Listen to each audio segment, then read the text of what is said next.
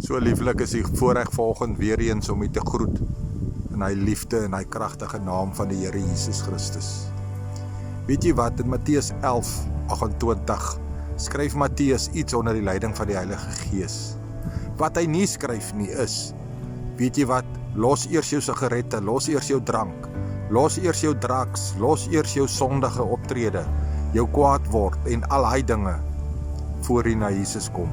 Nee, hy skryf, jy wat belas en vermoeid is, bring dit na die Here toe. Kom na my toe en ek sal jou help. Weet jy wat, dit is regtig so, dat ons het nie nodig om engeltjies te word nie. Ons het nie nodig om al hierdie goede te los, om Jesus te kan volg nie, om hom te soek nie, om na hom toe te gaan nie. Jy kan net soos jy is, na hom toe gaan. En mettertyd, soos jy hom begin dien, soos jy sy woord begin lees, soos jy hom soek, sal jy sekere van die dinge nie meer wil doen. En daarom sê hy, kom na my toe net soos jy is. Met al jou laste, met alles wat jou so vermoei, kom na hom toe. Ek is Pastoor Gary, ek laat vanoggend hierdie woord by jou. En weet net, Jesus wil hê, jy moet na hom toe kom. Amen.